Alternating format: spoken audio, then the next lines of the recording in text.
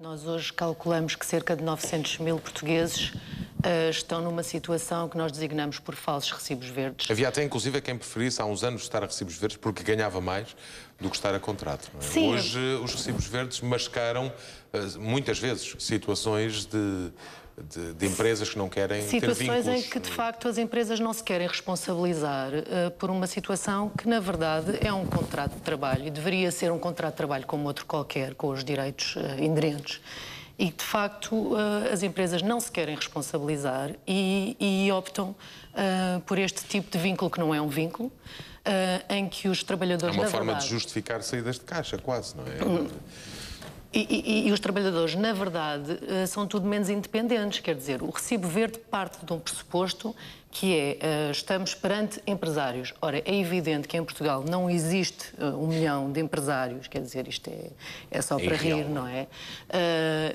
Um trabalhador independente, à partida, deveria ser alguém com autodeterminação, ou seja, alguém que decide ser independente. Ora, o que nós verificamos é que estas pessoas se veem na contingência de aceitar uma situação que não escolheram para poderem trabalhar. E ficam reféns também da vontade das entidades patronais, não é? Completamente. Quando falamos, por exemplo, deste caso, deste exemplo concreto que eu dei das férias, se quisermos tirar férias, temos quase que pedir às entidades patronais, os trabalhadores de recibos verdes. Se a entidade patronal não quiser dar essas férias, podemos sempre ir, porque também não temos um vínculo que nos obriga a ficarmos presos, mas corremos um de dois riscos. Não recebemos, porque não estamos a trabalhar, e, por outro lado, corremos o risco de voltar e sermos substituídos.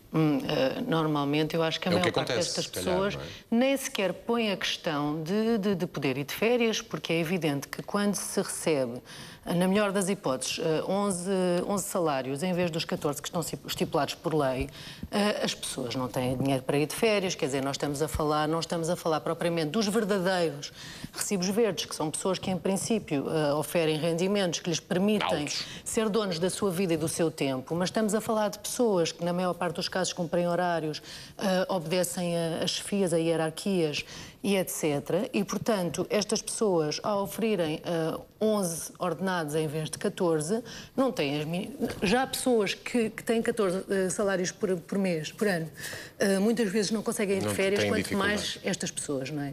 É evidente que estas pessoas optam por ficar nem sequer põe a questão de sequer ir de férias. Nós calculamos, como eu já tinha dito, que quase 1 milhão de portugueses estão nesta situação, o que é um verdadeiro escândalo, e aproveito para dizer que o próprio Estado, do qual falávamos há pouco, é um dos principais, se não o principal empregador de trabalhadores a recibos verdes. Neste momento, nós chegamos ao cúmulo de verificarmos que na própria Autoridade para as Condições de Trabalho, que é a entidade que é suposta fiscalizar estas situações, existem 22 juristas que estão em regime de recibos verdes.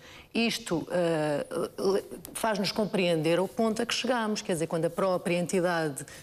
O exemplo que devia vir de cima não vem. Não vem, portanto, o Estado tem que cumprir o seu papel e as empresas têm de ser responsabilizadas. As empresas têm responsabilidade social. E se o Estado cumprisse o seu papel, obrigaria as empresas a cumprir as suas responsabilidades. Portanto, se o país funcionasse como deve ser, a Autoridade para as Condições de Trabalho funcionaria, detectaria as situações irregulares e as empresas seriam obrigadas pelo Estado a cumprir as suas responsabilidades, que é fazer os descontos, para já, transformar as situações de recibos verdes, de falsos recibos verdes, em contratos de trabalho verdadeiros. Aí seriam obrigatoriamente forçadas a fazer os descontos devidos aos trabalhadores. E o Estado, evidentemente, não poderia dar o mau exemplo que dá ao ter mais de 100 mil trabalhadores. Eu queria perguntar, se o Estado fiscalizaria as empresas, quem é que vai fiscalizar o Estado? Era o que perguntava também a nossa telespectadora. Pois é contra isso que nós nos posicionamos, quer dizer, em relação a isso que nós nos posicionamos. E só, de facto, uma opinião pública, uma sociedade civil forte, para obrigar o Estado, e nomeadamente na pessoa do Governo, não é, a tomar as medidas que se impõem e moralizar esta situação. Nós estamos a falar de centenas de milhares de trabalhadores. 1 milhão. Nós estamos a falar da própria Autoridade para as Condições de Trabalho, mas estamos a falar também de juristas que prestam serviço nas lojas de cidadão, dos enfermeiros da linha Saúde 24, do IPAC, o Instituto Português de Acreditação. Estamos a falar das atividades de enriquecimento curricular, que são milhares de professores que estão a ser neste momento contratados através de empresas de trabalho temporário, que é outro escândalo que existe neste país. E, portanto, o Estado está completamente a aliar-se às suas responsabilidades. Uma pergunta muito inocente. Porquê é que a realidade não muda? Porquê é que o contexto não altera? Olha, eu não sei, francamente não sei, mas sei que Portugal deve ser o único país da Europa onde existe uma figura como a figura dos recibos verdes. Quando nós tentamos explicar, recentemente esteve um jornalista do Le Monde em Lisboa. Tanto francês, não é? Exatamente. Veio fazer uma reportagem sobre Portugal no contexto das eleições europeias.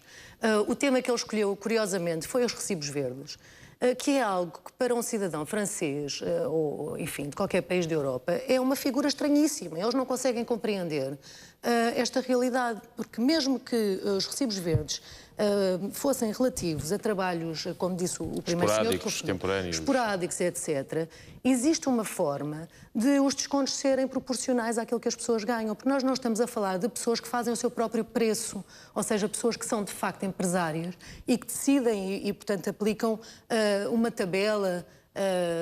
Regras e uma série de Exatamente, quer dizer, os condições. Nossos patrões não são nossos clientes como é designado oficialmente, quer dizer, os meus patrões são designados meus clientes. Isso não é verdade, porque se fossem meus clientes eu é que decidiria o preço e isso não acontece, neste caso, não se verifica. Isso não acontece. Não é?